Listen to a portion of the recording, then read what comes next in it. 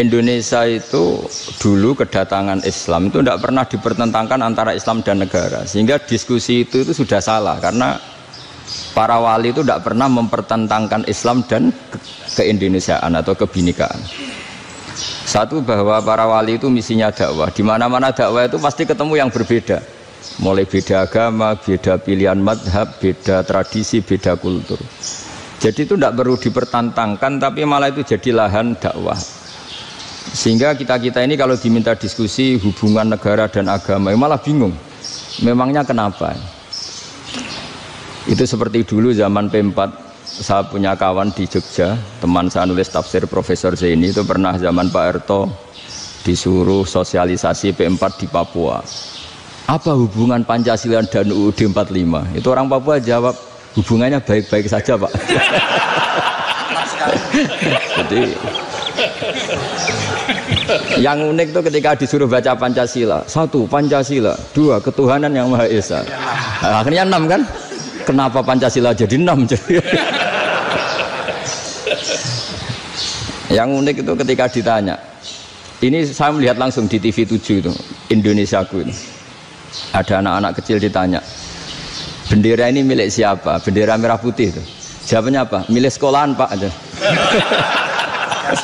Karena memang milik sekolah. Itu yang tanya itu kaget. Milik sekolahan Pak.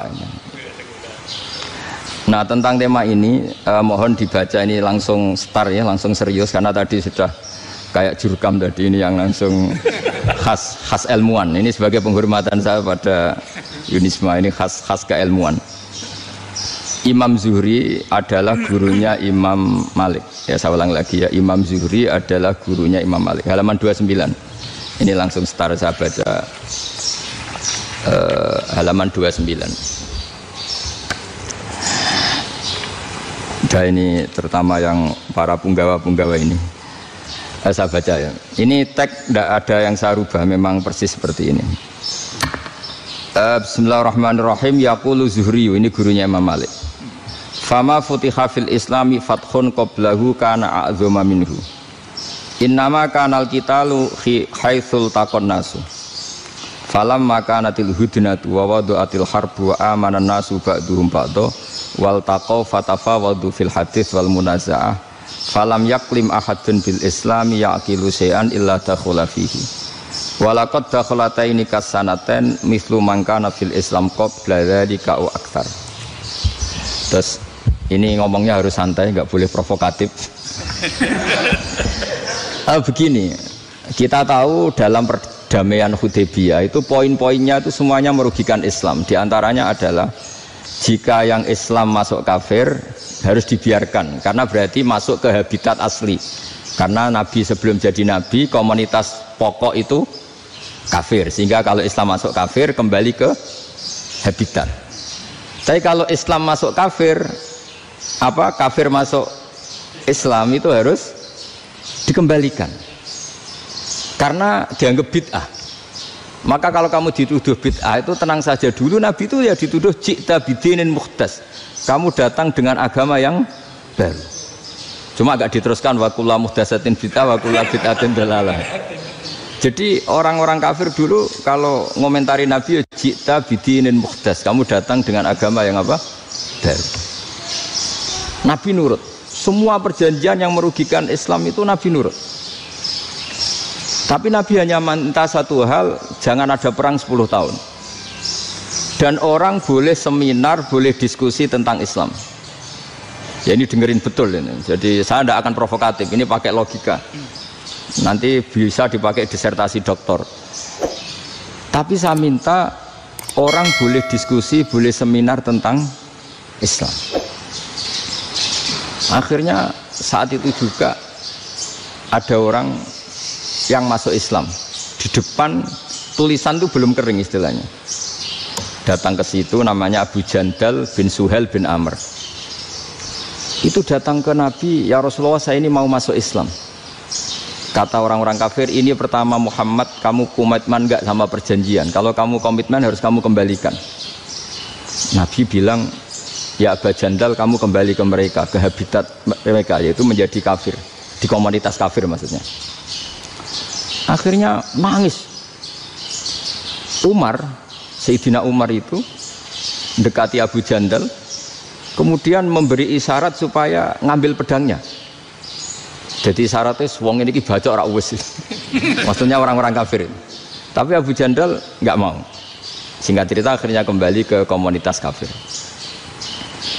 Tapi yang dikatakan Imam Zuhri cara analisis ini nggak bisa pakai provokatif, harus pakai analisis. Innama kanal qitalu haitsul taqon nasu. Yang namanya perang itu menjadikan orang tidak berpikir jernih. Ini poin yang diambil oleh Rasulullah. Kalau dibahasakan Nabi curi kesempatan, masuk Nabi dikatakan mencuri, meskipun itu hanya bahasa ya. Tidak mungkin lah kita bahasakan seperti itu. Saya ulang lagi ya. Kenapa ada perang berkesinambungan sampai tahun ke-8 Hijriah? Mulai tahun kedua ada perang Badar sampai tahun 8 Hijriah itu perang terus. Nabi sama orang kafir perang terus. Akibatnya apa Pak Profesor? Namanya perang itu ya nggak kau bermikir. Pokoknya agar ketemu Islam perang, Islam ketemu kafir perang, nggak kau bermikir. Padahal Islam itu bisa diterima oleh akal sehat, harus lewat diskusi, lewat pengamatan, lewat pemikiran, lewat pengendapan berpikir. Makanya Nabi tahu ini masalah besar. Kalau orang perang terus, itu gak kober mikir Islam, tidak sempat diskusi tentang Islam. Makanya Nabi hanya minta satu poin. Oke, perjanjian ini saya turutin semua, tapi saya minta orang kafir semuanya boleh mendiskusikan Islam, boleh seminar tentang Islam. Mereka bilang iya, pada pikiran mereka kan diskusi paling piye. Ternyata betul, ada diskusi. Terus temanya gini, kira-kira bener di Muhammad Abu Jahal. Terus Tuhan Muhammad sama Tuhan Abu Jahal itu keren mana? Diskusi. Tuhan Muhammad itu khaliqus samawati wal ardi, yang menciptakan langit bumi. Sebagaimana kampanyenya Muhammad. Ya mereka masih jangkar bilang Muhammad. Kalau Tuhan kita, ya berhala itu yang kita bikin, yang kadang rusak, yang kadang kudanan, terus lumutan, pokoknya terus diskusi. Kita kok bener pengirannya Muhammad. Terus Muhammad Abu Jahal. Mulai dhisik Muhammad itu ratau bodoh nih. Mulai dulu Muhammad tuh gak pernah bohong. Abu Jahal, waduh, wis bodoh nih ngongkonan. Wis ribet kan? Dan semua diskusi itu mengarah ke kebenaran Islam. Akhirnya ngomong kafir sing tokoh-tokohnya cara Jawa yuk. Wah semane jebule masalah ini kan. Artinya gini, kalau kita ingin Indonesia damai, sebenarnya yang untung itu Islam. Karena Tuhan yang menciptakan langit dan bumi tentu gak akan diperbandingkan atau akan dikalahkan oleh Tuhan yang lahirnya saja sudah di bumi. Misalnya kita menjual Tuhan Allah, siapa itu yang menciptakan langit bumi, yang ada sebelum langit bumi? Bandingkan dengan Tuhan yang lahirnya di bumi, ada tanggal lahirnya, ada aktenya, itu kan sudah ribet kan? Begitu juga kalau memperbandingkan tokoh. Muhammad itu siapa? Tokoh yang bisa menyatukan pan-Arabik, tokoh yang begini-begini, yang sayang istri, sayang keluarga. Dibandingkan dengan tokoh Abu Jahal, Abu Lahab yang corong jauh penggaweannya yang ngerugikan orang lain. Akhirnya orang itu mulai tertarik sama Islam. Makanya kata Az-Zuhri pakai bahasa dulu, falam yaklim ahadun bil Islam. Tapi kalau sekarang yang populer itu bahasa yatakallam. Sebenarnya yang benar itu bahasa kalimah yaklimu kalaman, karena masdarnya itu kalam, berarti sulasi nopo mujarrad. Tapi di fiilnya itu mujarradnya enggak kelaku. Jadi di fiilnya takallama ya takallamu, tapi untuk masdarnya yang kelaku kalaman. Jadi ini agak unik, agak enggak lazim. Mestinya kan takallama ya takallamu takalluman, tapi di masdarnya kalam populer, tapi di fiilnya tidak populer. Saya teruskan ya. Ini penting sekali. Jadi menjual Islam, kalau boleh dibahasakan menjual, itu tetap enak dalam kondisi damai. Karena kalau kita perang, itu bawaannya kalau ketemu ya perang. Kalau ketemu perang, sehingga orang itu rakober diskusi dulu. Saat benernya Islam sampai kafir itu bener di. Karena tidak kober diskusi, tidak sempat diskusi, orang yang milih yang kafir. Karena yang mayoritas yang kuat. Sementara Islam zaman itu lemah. Ya Nabi itu yang diminta hudnah, yang penting kita damai. Terus orang boleh mendiskusikan benar mana kita dan mereka. Ya setelah diskusi ya tadi kan nggak mungkin Allah yang begitu keren hebat pencipta langit bumi dibandingkan berhala yang mengurus dirinya sendiri saja tidak bisa. Walhasil terus orang mulai tertarik sama Islam dan aturannya nggak boleh dilarang diskusi itu. Nah makanya saya pernah ditanya beberapa profesor di Jogja, Gus, suatu saat kalau kampus paling keren di Jogja ini ada Islamic Studies, kemudian pengajarnya dari berbagai agama, ini riskan nggak bagi Islam? Saya jawab, asal yang didiskusikan Islam itu nggak masalah, yang repot itu nak umat Islam. Karena kalau umat Islam yang jadi percontohan, banyak raja yang dolim, banyak pemimpin muslim yang dolim, terus identik dengan Islam itu jadi dolim, kan ribet. Ya kalau pas umat Islam, kalau Islam yang kumat kan jadi masalah kan. Nah ini kan terus jadi beda umat Islam sama Islam yang lagi apa? Kumat. Singkat cerita terus Islam mendapat posisi yang luar biasa. Nah makanya di sini diistilahkan falam makanatil hudnah, ketika ada perdamaian wa amanan nasu ba'dum ba'do, orang merasa aman, itu fatafawadu fil hadis wal munazaah. Mereka berdebat, munazaah itu berdebat. Keren mana konsep Muhammad dengan konsep Abu Jahal, keren mana konsep Tuhannya Muhammad dengan Tuhan kita, terus diskusi. Dan mereka akhirnya ikrar, wah yang benar ya Muhammad lah. Di mana-mana Tuhan tuh ya sebelum langit dan bumi, di mana-mana Tuhan ya punya reputasi menciptakan. Masa Tuhan reputasinya diciptakan, kayak berhala dan sebagainya. Ibadah juga gitu. Ibadah wong kafir itu kalau tawaf itu telanjang, ibadah Muhammad santun pakai pakaian. Terus akhirnya mereka mulai tertarik Islam. Sehingga saya lihat di beberapa tafsir, saya memang tidak akan ngomong yang tidak serius, ngergani Unisba ben sawangane pemikir serius. Di Quran itu sampean lihat di tafsir Tobari itu ada ayat bal naqzifu bil haqqi 'alal batil fayadmaghuhu fa idza huwa zahid. Qadzafa itu kalau di kamus tak lihat itu takallama bila dalilin. Qadzafa itu yes, pokoknya sekenanya. Artinya gini, kebenaran Islam atau kebenaran hak itu kamu taruh sekenanya saja itu tetap menang. Apalagi kamu taruh secara teratur, kamu taruh sekenanya saja itu tetap menang. Sehingga di sini banyak sahabat yang hidup di Cina. Sekarang juga banyak orang alim yang milih hidup di Amerika, banyak orang alim yang milih hidup di Inggris. Dan mereka pede, percaya diri karena kebenaran itu kamu letakkan di mana saja, itu tetap akan menang, akan menemukan momentum kemenangannya. Misalnya gini, contoh paling gampang. Dulu para peneliti, saya ulang lagi, dulu para peneliti itu ya datang kemana-mana, termasuk Ibnu Battuta, termasuk Ibnu Khaldun, ya semua peneliti itu suka neliti. Setelah diteliti, Quran itu satu-satunya kitab suci yang membicarakan sains, misalnya tentang falak, tentang astronomi, tentang asal-usul kejadian manusia, kejadian makhluk. Juga bicara tentang geografi, geologis, semuanya. Sementara kitab lain hanya cerita tentang mawaid wal hikam wal ibar. Jadi diteliti kayak apa, pada akhirnya hak ini yang menang. Bal naqdhifu bil haqqi 'alal batil fayadmaghu fa idza huwa zahid. Saya berkali-kali cerita, ada ulama yang ahli matematika. Ketika ditanya kenapa kamu suka ngajar matematika, sampai muridnya itu ragu, ini guruku mlebu swarga ta ora, penggaweane mulang matematika. Tapi para muridnya bermimpi bahwa Imam Amudi itu disuruh ngajar para malaikat. Dan itu pede betul dia. Kata Allah, ini ulama saya yang iman kepada saya setingkat iman kamu. Jadi malaikat itu tidak mungkin Gusti, kita menyaksikan langsung engkau, sementara ini di bumi nggak nyaksikan jenengan. Kenapa bisa sepede dan seyakin itu? Akhirnya Imam Amudi disuruh ngajarin matematika. Jadi Anda kalau profesor itu nanti harus sempat ngajari malaikat, itu baru benar-benar profesor. Jadi nanti di akhirat ngajari siapa? Malaikat. Jadi ada seminar yang melibatkan banyak malaikat, narasumbernya itu seorang profesor. Itu ketika kenapa engkau begitu yakin kalau Allah itu Tuhan dan Allah itu Al-Wahidus Shomad. Terus Imam Amudi mulai nulis angka agak beraturan. 2, 3, 4, 5 sampai 1 miliar, 1 triliun, semuanya enggak beraturan.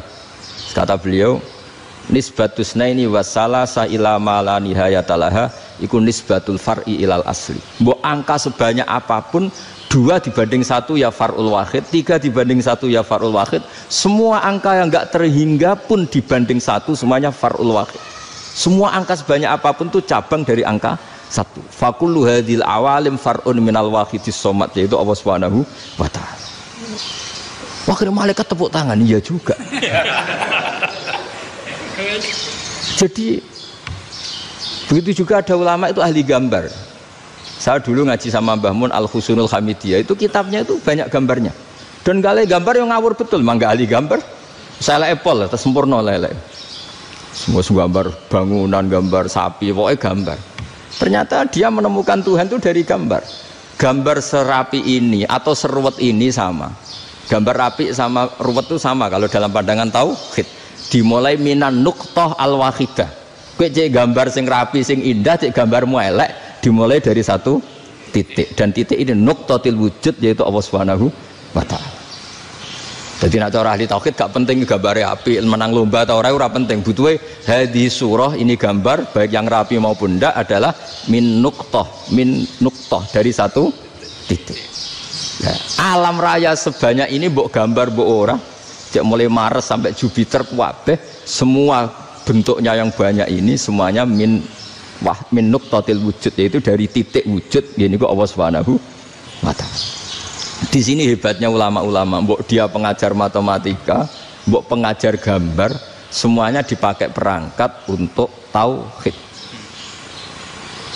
Nah, itu kan juga bagian dari Islam damai, Islam yang sangat jadi tidak perlu perang untuk orang dipaksa Islam, nggak perlu provokatif kayak tadi pidatonya rektor jenengan tadi. Jadi ciri utama ilmuwan tuh kalau ngomong datar tapi logikanya nggak terbantahkan, itu ciri khas ilmuwan. Kalau ciri khas politikus kalau ngomong itu keras, provokatif lah kira-kira gitu. Tapi isinya biasa. Nah, saya berharap nanti semua profesor doktor itu datar tapi isinya kualitasnya bagus ya. Mentes. Jadi makanya terus kata ulama, kenapa diistilahkan balnat zifu bil haqqi? Kenapa pakai qadzafa sementara qadzafa maknanya takallama bila dalil? Maksudnya bila dalil di sini itu min ghairi ikhtiyajin ila dalilin. Kebenaran itu memang nggak butuh dalil. Apa kita perlu dalilnya apa? Buktinya apa? Kalau 3 itu cabang dari 1. Wong gendeng yang takut gitu pas orang gendeng. Wong 3 cabang dari 1 kok ditanyakan buktinya apa? Itu min awalil bidah. Pertama orang pasti tahu kalau 3 itu far'ul wahid. 1 juta juga far'ul wahid. 1 miliar juga far'ul. Gambar yang sebanyak apapun ya dimulai dari 1 titik. Cek gambar benar maupun yang tidak. Akhirnya apa? Ulama dulu itu sebegitu rileks nerangkan tauhid. Lalu kenapa asma ini yang ya ini kan khas NU ya, khas pesantren. Sebenarnya saya keberatan pakai istilah khas NU, pakai khas pesantren karena NU itu anaknya pesantren, jangan dibalik pesantren anaknya NU karena sebelum ada NU itu ada pesantren. Tapi kayaknya Unisma lebih suka pakai bahasa NU dan saya ya agak-agak orderan yang terpaksa disuruh ngomong. Ini agak apa ya, agak kacau sebetulnya ini agak kacau. Jadi NU itu sama pesantren itu tua pesantren. Jadi NU dilahirkan pesantren, bukan dibalik pesantren dilahirkan NU. Sehingga barokahnya didirikan pesantren ini kadang nyuwun sewu sekali berbahashim itu kadang ide besar beliau itu ora dituruti wong NU. Jadi Mbah Hasim cara kula kok dadi Mbah Hasim ya mangkel. Mbah Hasim itu ngarangno kentong. Nggih ngaramno beduk, tapi NU nganggo kentong. Beduk. Dan uniknya Mbah Hasim enggak tersinggung.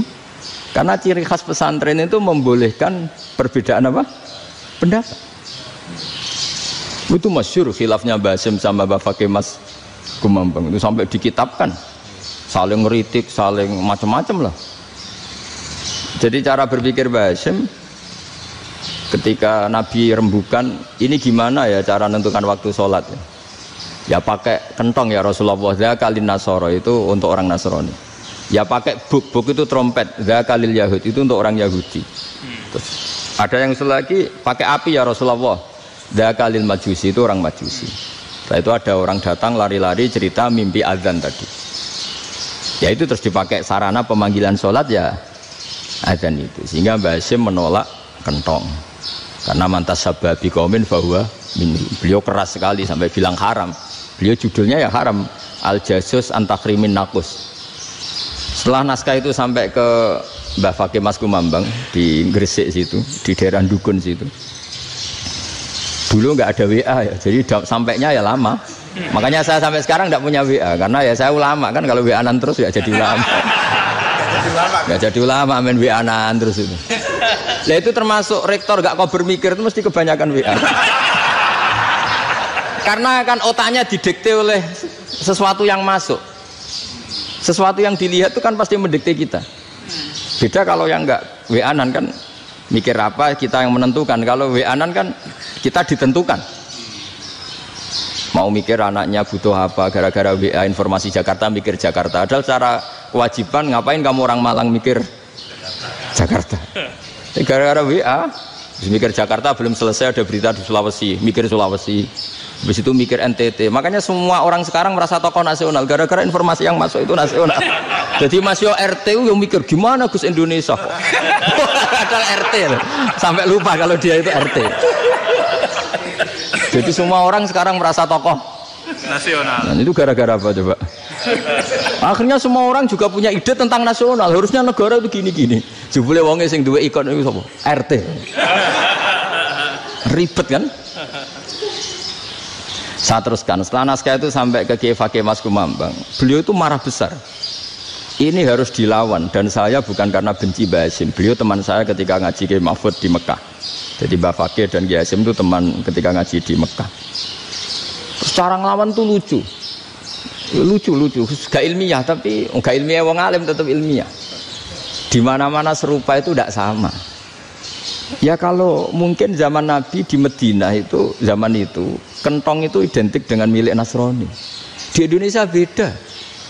Pos kampling ya kentong, kebakaran ya kentong, wae sarapan orang di LP ya pakai kentong. Jadi tidak ada jaminan kalau kentongan itu identik dengan Nasrani. Lalu haramnya di mana? Yang di mana-mana tasabuh itu identik. Ini tidak identik. Mulai masalah kan? Mulai masalah. Jadi beliau gaya judul Hazruus. Hazruus itu kepala bergeleng-geleng. Sekarangan kok ngene. Jadi sekarangan kok provokatif gitu, gitu. Nah, dan itu Mbah Hasyim ya hormat Mbah Fakih hormat Mbah Hasyim. Saya sendiri secara pribadi itu lebih suka pendapat Mbah Hasyim sebetulnya. Karena bagi saya sholat itu sakral, ya sudahlah kalau sakral ya dipanggil dengan sesuatu yang sakral yaitu kalimat thayyibah azan. Tapi saya tidak akan bilang kalau kentongan itu haram. Karena kalau haram alasannya mirip orang Nasrani. Sementara pos kampling ya pakai kentong, ada banjir ya kentong, ada kebakaran ya kentong. Jadi tidak identik untuk misa atau untuk sholat ala Nasrani. Tapi itu dulu ya rileks saja, dua beliau itu ya saling menghormati, padahal saling kritik. Dan dulu ulama yang beda madhab itu ya saling menghormati. Imam Syafi'i itu kalau sholat di kawasan Masjid Abi Hanifah ya tidak kunut. Ketika ditanya kenapa kamu tidak kunut, sementara engkau berpendapat kunut itu sunat. Ikroman di hadal madhab, saya sangat menghormati madhab. Imam Ahmad bin Hanbal itu berpendapat kalau orang pakai bekam, pakai iftisot atau hijamah itu batal sholatnya. Sementara Imam Syafi'i mengatakan tidak batal apa sholatnya atau wudunya tidak batal. Tapi Imam Ahmad itu ditanya, apa kamu makmum Syafi'i? Bagaimana mungkin saya tidak makmum sama wali kutub seperti Imam Syafi'i? Padahal menurut keyakinan Imam Ahmad ini sholatnya batal. Ini habis ikhtijam udah wudu. Tapi tetap saja beliau karena perbedaan pendapat di furu' itu lazim. Ya orang boleh berdebat lah. Ketika Unisma datangkan saya, itu saking senengnya kiai, apa saking sombongnya sampai ngatur kiai, kan nggak pernah bisa diperdebatkan. Itu kan orang boleh debat kan? Itu saking angkuhnya apa saking senengnya kan nggak jelas kan? Kan dan orang boleh setuju pendapat saya, yaitu ngatur kiai itu haram. Setuju juga Pak Rektor, ekspresi mahabbah itu ya macam-macam. Dulu sahabat ya gitu, sahabat itu ada yang nggak kenal wajahnya Nabi sama sekali sampai akhir hayatnya. Ketika ditanya, lo kamu itu sahabat kok nggak tahu wajahnya Nabi? Saya tidak pernah berani memandang Nabi karena ijlalan lahu, terlalu menghormati saya sehingga tidak berani memandang wajahnya. Ada sahabat yang penggawaannya dulu wajah Nabi sampai bisa nyifati alfiu faminunil hajib, sampai bisa nyifati detail karena dulu wajah Nabi itu ibadah. Ada seorang wali ditanya, kalau kamu di surga ingin nggak melihat Allah? Enggak. Loh, tapi semua orang ingin melihat Allah. Unazzihu dzalikal jamal an-nadhari misli, ben gak elek-elek Allah tak delok terima aku. Wong ra jelas. Berarti kok delok pangeran. Banyak. Jadi justru tapi karena saking takzimnya. Ndaklah mosok sak aku kok. Makanya saya berkali-kali cerita, menurut kesepakatan ulama, soft awal itu paling baik. Tapi banyak juga wali yang kalau sholat itu di belakang. Koyok paling bener yang kok ngarep gitu. Lu bayangkan misalnya kamu semangat di soft awal di Masjid Haram, jebule sholatnya salah. Itu dari malaikat gayane kok ngarep, jebule ra roh. Iku di sini-sini wong. Jebule bodoh gitu. Gayane kok ngarep jebule.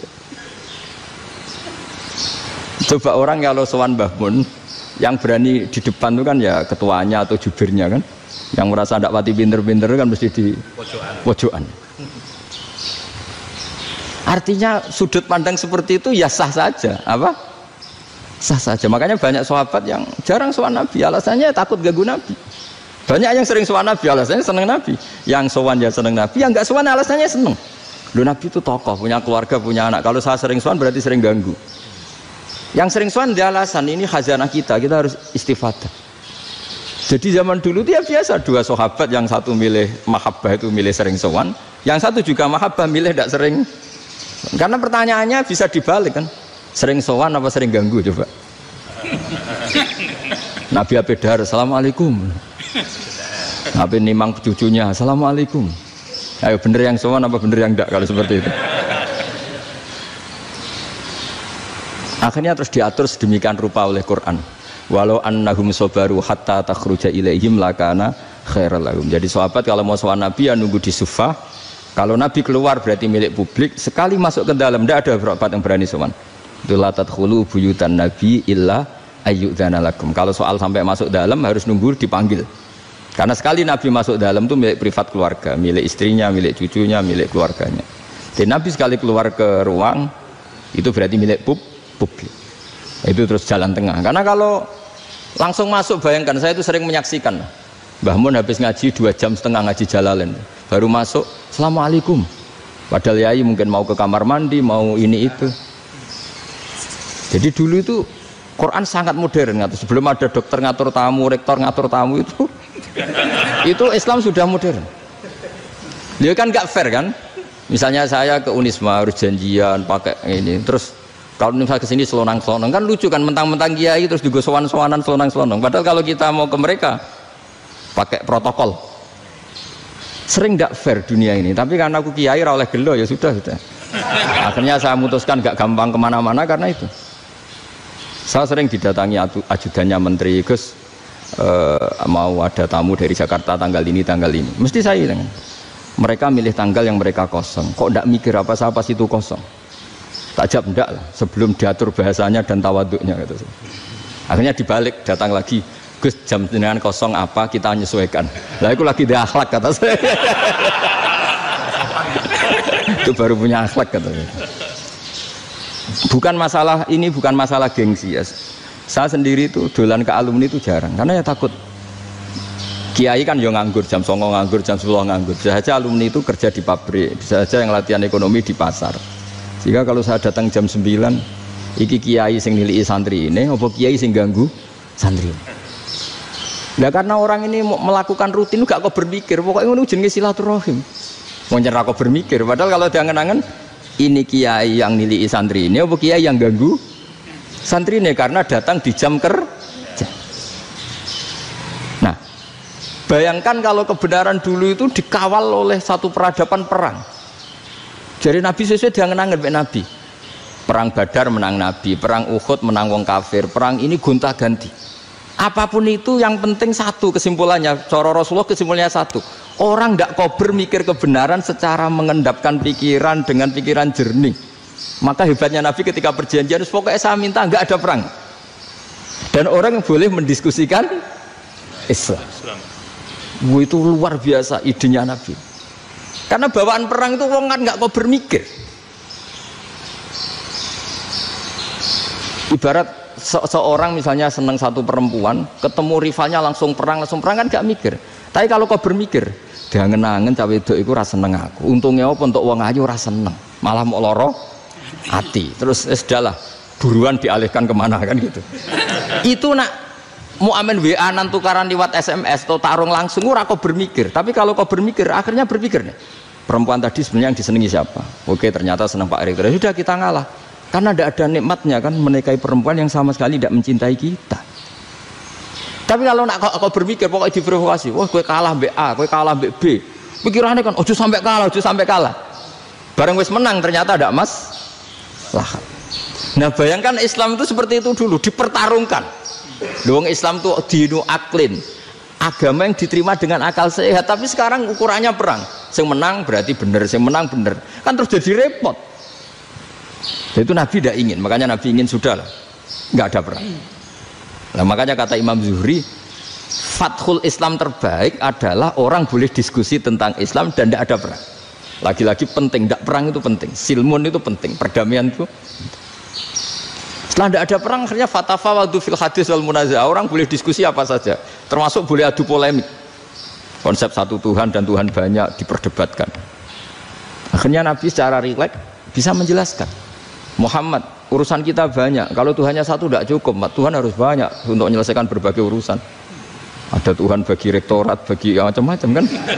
Ada Tuhan untuk ngurusi utang, ngurusi BPKB, macam-macam. Terus kata Rasulullah, enak saja Nabi jawabnya. Ya kalau kamu punya majikan banyak, perintahnya beda-beda, kamu mangkel enggak, bingung enggak?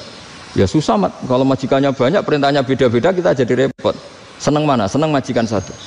Ya sudah, Tuhanmu itu majikan kamu. Kalau Tuhannya banyak, perintahnya macam-macam, kamu yang repot. Akhirnya sudah mat, Tuhannya satu aja. Ya, itu ya barokahnya diskusi tadi, barokahnya enggak perang. Daraballahu mathalan rajulan fihi syuraka'u mutasyakisuna wa rajulan salamal lirajul hal yastawiyani masalah. Terus alhamdulillah. Jadi orang yang paling kafir pun saat itu taslim. Nah, ini kembali ke kalimat la ilaha illallah. Saya tidak perlu provokatif, pasti teori saya itu benar. Bukan saya bilang benar itu karena sombong, enggak. Ini sesuai teks. Misalnya begini, benar enggak kelompok takfiri yang suka ngafirkan orang lain? Itu pasti tidak benar. Logikanya gampang. Orang yang kafir 70 tahun saja dengan melafadzkan la ilaha illallah menjadi muslim. Masa dengan kalimat yang sama yang muslim menjadi kafir? Itu logikanya kan enggak ketemu. Orang kafir 70 tahun untuk menjadi muslim disuruh baca apa? La ilaha illallah. Tapi gara-gara baca la ilaha illallah nyekel patok jadi kafir. Pertanyaannya, loh ini kalimat apa? Kalimat untuk mengkafirkan apa kalimat untuk mengislamkan? Karena yang kafir dengan kalimat itu menjadi Islam, ternyata yang Islam dengan kalimat itu menjadi kafir. Itu ketemu nggak? Cara logika itu kan nggak ketemu kan? Makanya cara pikirannya Abdul Hasan As-Sadzili, dan saya setuju pikiran itu. Istighfar ini boleh orang Jawa Timur protes karena kadang beda manhaj, tapi jangan protes saya, protes Abdul Hasan As-Sadzili, kualat mesti sampean. Ketua Torekoh napa? Sadziliyah. Cara madzhab Sadzili, dan Anda boleh berbeda madzhab, mencari khasnya wong kampus itu wani beda.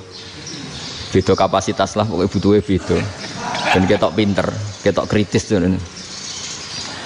Cara madzhab Abdul Hasan As-Sadzili itu gini Pak Rektor. Jadi istighfar itu baik, tapi ba'da kamali tauhid, setelah tauhidnya itu benar.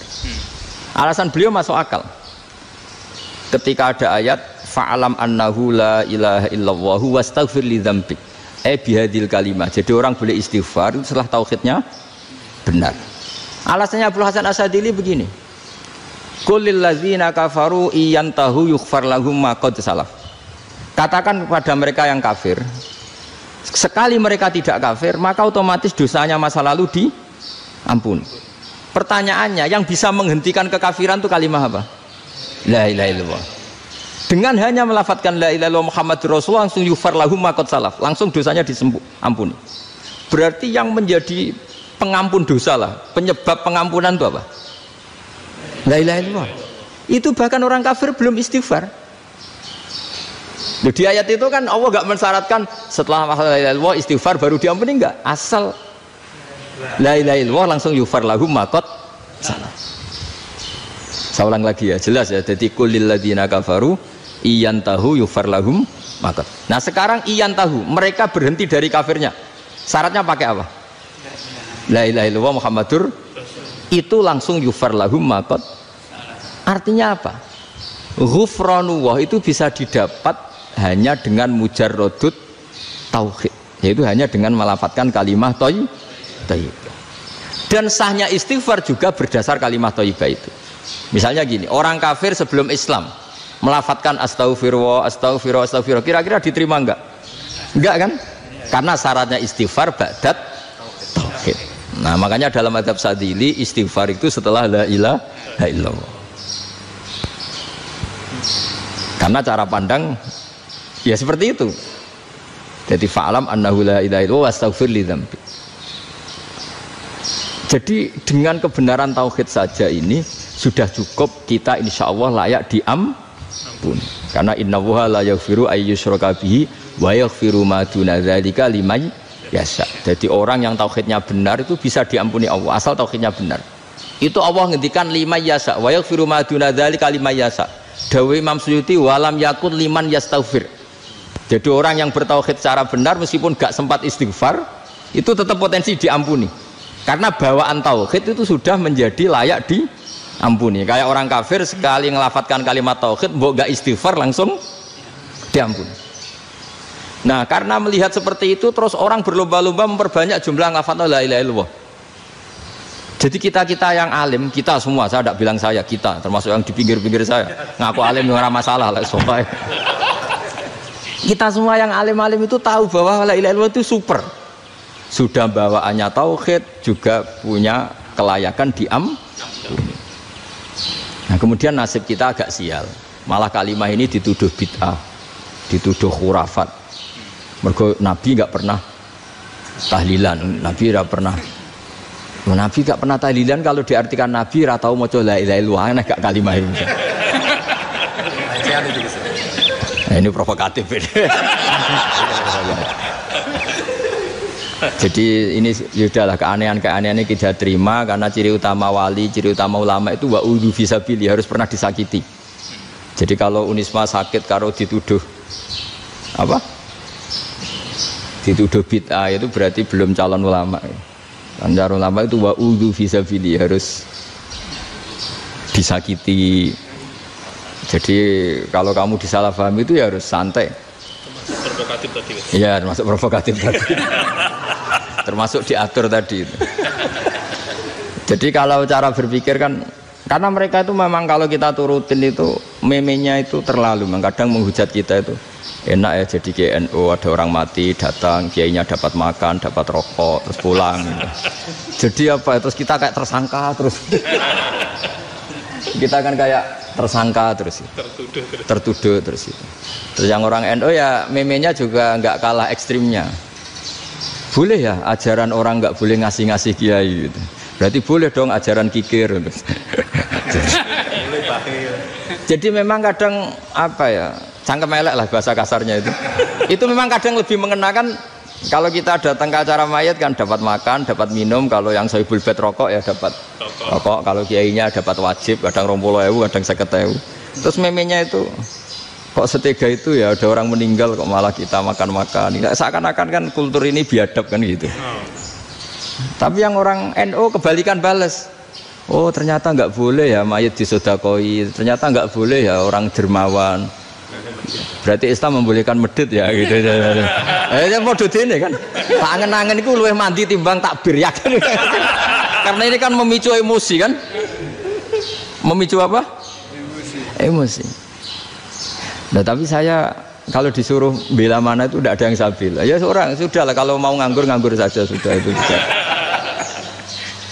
Ya tapi itu memang apa ya, itu khazanah Islam, ada yang kritik ada yang enggak. Ya itu memang khazanah, ya biasa aja, kalau saya biasa aja. Karena dulu ulama itu sudut pandangnya itu ya seperti itu. Ada yang ulama suka ibadah itu sholat, ada yang milih apa tidur. Sampai Imam Ghazali bilang suatu saat ibadah terbaik di zaman akhir itu tidur kan. Sholat saja kalah sama tidur kan. Tapi itu loh ya, yang wajib tetap loh, terus kamu gak sholat wajib. Begini beliau mencontohkan itu. Ada orang sholat tahajud terus obsesinya itu ingin hajatnya terkabulkan. Sementara yang tidur obsesinya nikmati rahmatnya Allah, boleh tidur, bisa tidur. Kata Imam Ghazali, timbang kita tahajud terus nuntut pangeran aduk turu katanya. Mergo engko dia akibat terus setan memberi bisikan, "Lho nyatanya kamu tahajud ya gak terkabul." Berarti cerita bahwa Nabi ngendikan kalau doa tahajud mustajab enggak. Daripada ngono ki aduk turu ora tau ndonga.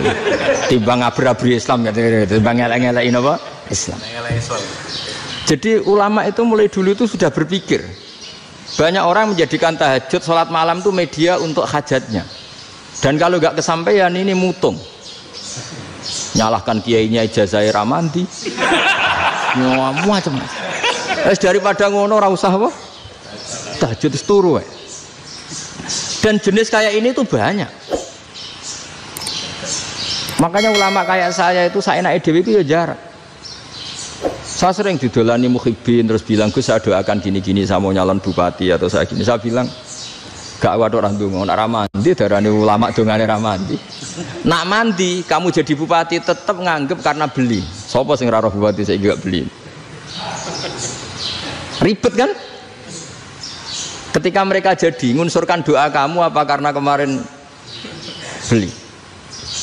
Yang beli maksudnya, nggak beli nggak usah tersinggung. Jadi ribet ngadepin. Nggak, artinya gini loh, boyo doa itu jangan dipakai begitu loh. Kalau minta nasihat tak nasihati, jadi bupati yang baik, gubernur yang. Kalau minta doa itu resikonya. Akhirnya kiai kalau diminta doa ya doa, sebenarnya diisinya itu nggak doa kemenangan. Selamat. Itu nggak selamat gitu. Karena ribet. Makanya Islam itu doa itu setelah iman. Aturan iman benar baru doa. Aturan iman benar termasuk Allah itu yaf'alu ma yasha, boleh melakukan yang dikehendaki. Allah nggak boleh terdikte oleh doa kita, nggak boleh. Ya saya ulang lagi ya, madzhab Hasan Asyadzili ini khas kita. Jadi la ilaha illallah itu didahulukan sebelum istighfar. Tapi kebalikannya madzhab Imam Sanusi itu dibalik. La ilaha illallah itu kalimat yang sakral. Karena yang sakral dibutuhkan muqaddimah, yaitu yang melafadzkan harus yang sudah bersih, yang sudah steril baru melafadzkan la ilaha illallah. Maka dalam madzhab Sanusiyah istighfar dulu baru la ilaha illallah. Nah, dalam madzhab Abu Hasan Asyadzili kebalikan, istighfar itu sah setelah sahnya tauhid. Kamu ikut mana tuh? Asyadzili apa Sanusiyah? Alhamdulillah sama-sama tidak paham, ya sudah. Akhirnya sudah, ya nggak kemana-mana kan gitu. Jadi apa ya? Terus ini saya teruskan, ini biar khas pesantren atau khas NU lah, kalau bahasa Pak Rektor khas NU. Ini Ben sampean tahu beberapa perbedaan itu lazim, halaman 24. Ya, halaman 24 sama 25. Tak baca, ini masih orisinil.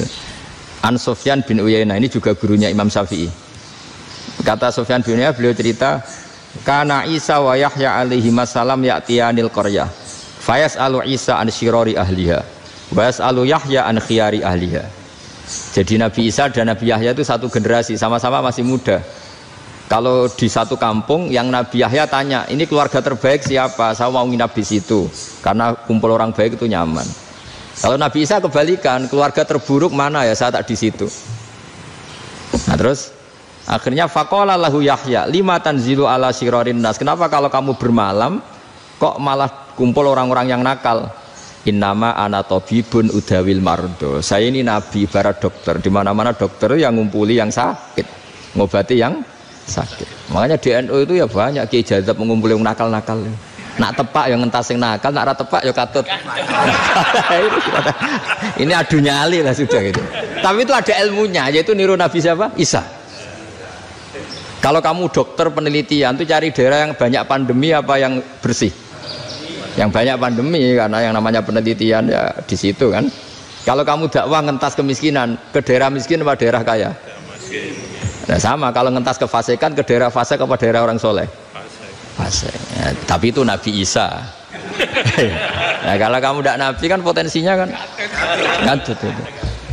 Tapi setidaknya bahwa kita sering disalahkan karena punya beberapa tokoh yang ngancani fasik-fasik, itu sebenarnya ada dalilnya, yaitu Nabi siapa? Isa. Nah terus masalah tegas dan lunak. Ketika ada mahasiswa misalnya pacaran, boncengan lanang dan perempuan, Itu pilihan kita apa? Kalau tegas, terus gak mau mendengar kita. Misalnya gini contoh gampang, tak beri contoh Pak D. Jangan orang tua, nanti secara fikih itu beda. Nah ini kan kita orang pesantren, biasa ngaji fikih detail. Kamu Pak D seorang perempuan, mahasiswi misalnya, sering pacaran. Setiap ke situ sama pacarnya kamu diam saja. Padahal kamu dosen keislaman.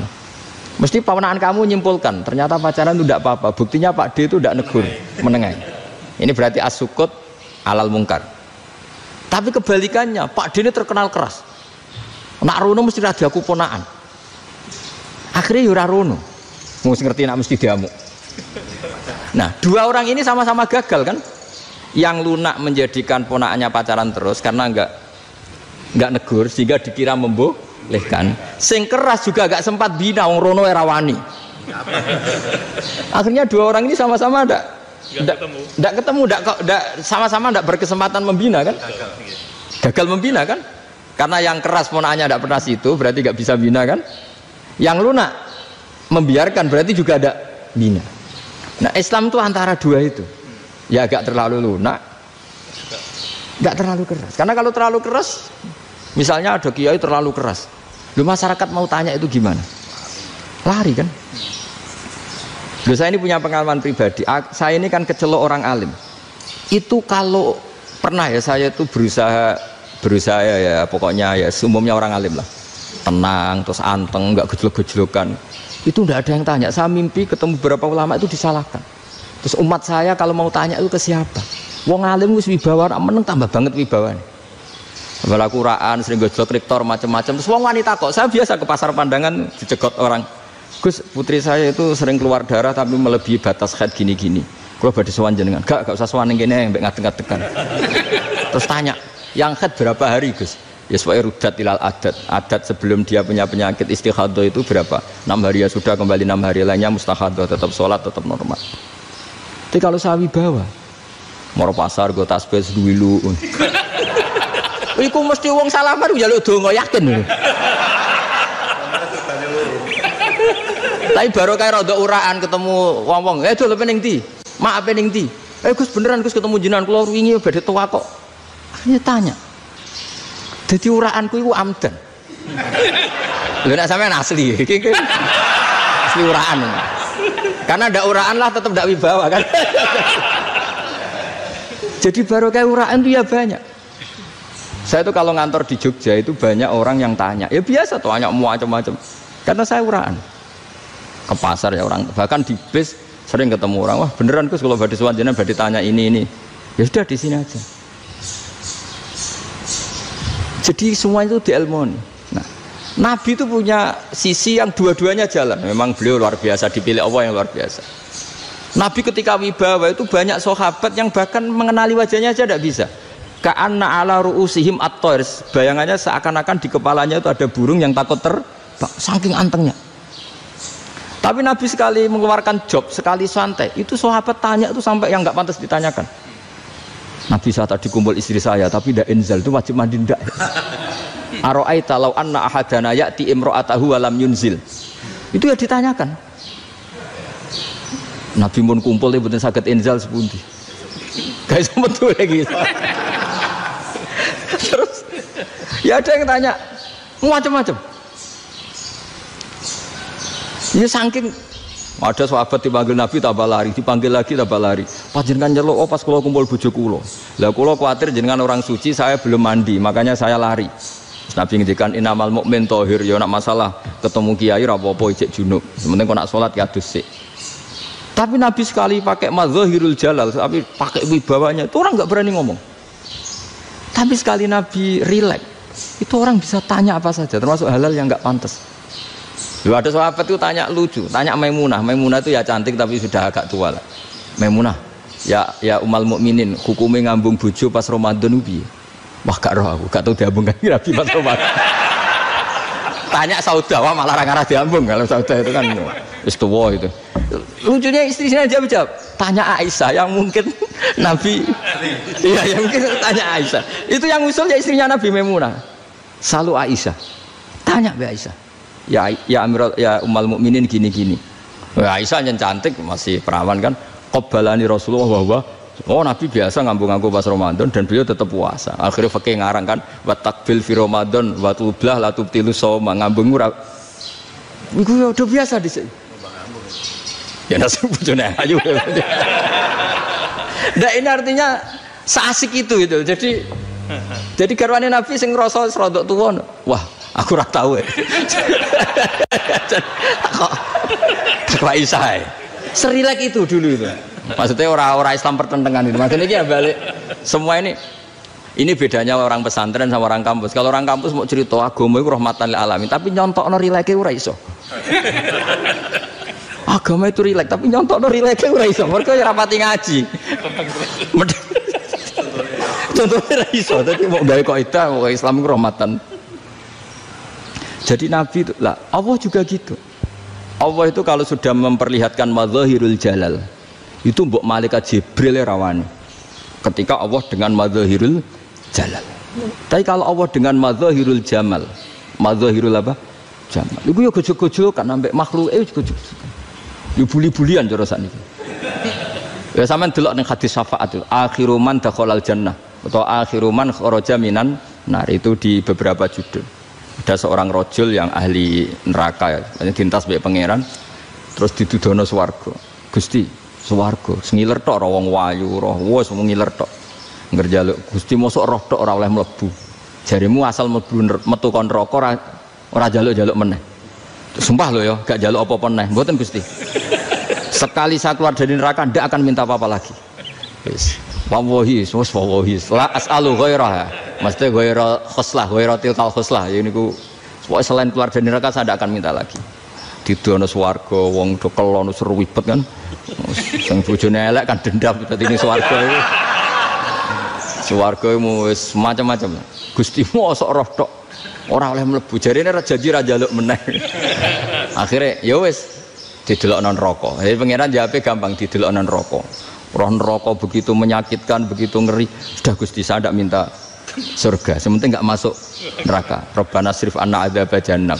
Setelah lama itu diadepno swarga njuk mlebu swarga terus diadepno neraka akhirnya ya sudah saiki mlebu swarga gak apa-apa iku jawabe lucu atas tazi jenengan ngenyek kula engkarwan ra di swarga kok mlebu swarga terus akhirnya mlebu swarga kan mlebu swarga tamanna sangen-angen sembok jaluk apa barang angen-angen yang indah-indah laka wa asratu amsal ya siku tak turuti wa asratu amsalih lan lipatan ke-10 jawab wong lanang ya lucu atas tazi ubi wa anta rabbul alamin jenengan pangeran kok ngenyekan maksudnya wis karuan aku ora pantes terus dari pangeran la astazi ubika walakinni alama asya'u qadir aku gak ngenyek kowe pancen aku pangeran nuruti kowe iku iso jadi Allah sendiri ketika dengan madzahirul jamal itu malaikat ya ono sing wani bantah masyhur itu kan malaikat sing bantah pangeran atas alufia mayusidu via wasfikut karena Allah dengan madzahirul jamal yang paling masyhur Nabi Musa